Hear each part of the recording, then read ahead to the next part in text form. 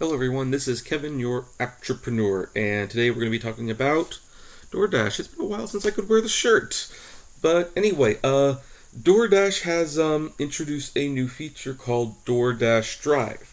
Now, what is DoorDash Drive? Well, it is basically huge deliveries, most of the time catering jobs, that you can actually accept in advance, usually the day or evening before the morning or lunchtime. Which means you can now preemptively know that you will have a job the next day and how much you will be making for that job. It's actually really nice. This is a very nice feature. Of course, they added it probably because of demand, and that's pretty much why they do it. Anyway, and it is a new phase for DoorDash as a company.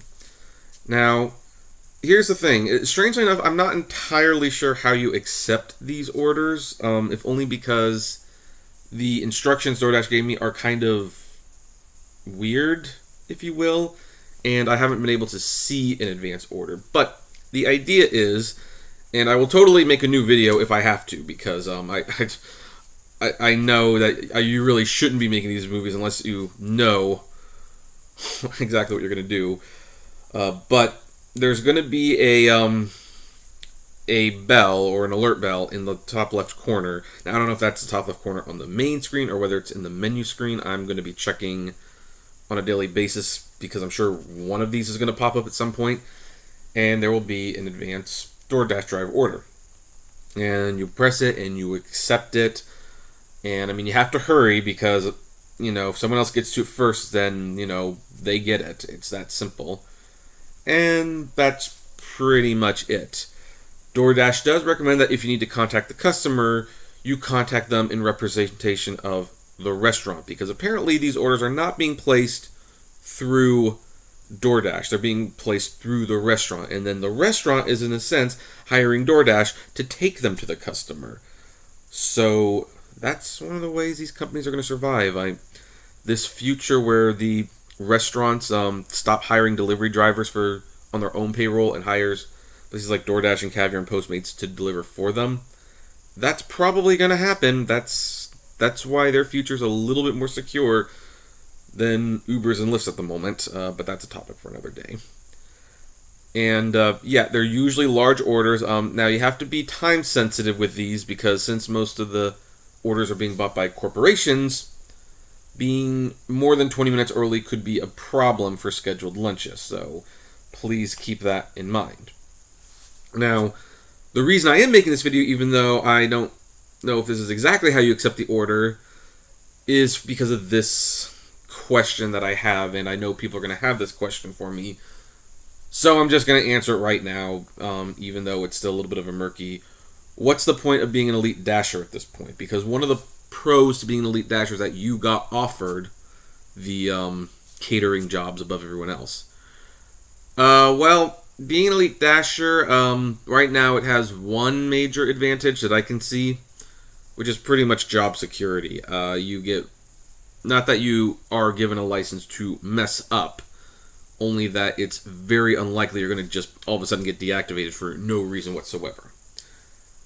And I think they will still send the emails to the elite dashers first if they know well enough in advance and offer them first, but it's getting pretty clear that that's not really working out as well. There's probably been some catering jobs they've missed out on because they've sent emails to elite dashers, and there were just no elite dashers that could take them. Once in a while I get an email from Spencer like, hey, can you take this delivery? And sometimes the answer is yes, and then unfortunately sometimes it's no. I'm sorry, sometimes I just can't do it. So I don't know how much longer the Elite Dasher status program is going to be around for. I'm going to be honest. At the moment, there doesn't seem to be that much of a purpose to it, other than you're more or less guaranteed to keep your job. Maybe they will add more features to it, or maybe they'll eventually just discontinue it. I don't know. If anyone from DoorDash would like to contact me and tell me, so we know and I can share that information, but I know that with the DoorDash Drive announcement, the Dasher Elite program has come to some serious question for not only its value, but whether it's even going to stick around. So I'd like to clear that up for people. So if anyone out there is watching that, feel free to contact me, and I'll clear it up for everyone. Otherwise, this is aside from that little thing, it's positive. This is positive. Catering jobs are great. The tips are usually very, very high. When you have to go, that's like always like the negative thing about these gig economy things. Sometimes you can turn on the app, but you don't always know where you're going to go or if you're going to get work. So this is one of the few things that you are in complete control of, and I like it. I really do like it. Now, I will add one more little bit of information before we leave. You do need to have 2 big heat bags for these jobs. It's a requirement. Make sure you have them.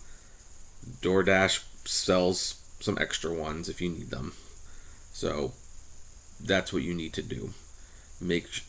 Because and not only do you need to keep that food warm, but with all those bags, it's way easier to just pile them into the big bag. So make sure you have those before you start accepting these orders. And if you don't have those 2 bags, you might be rejected. And if you have to be rejected and have to get someone else, you're going to get in a lot of trouble because, again, timed orders. So anyway, that's all I have on this.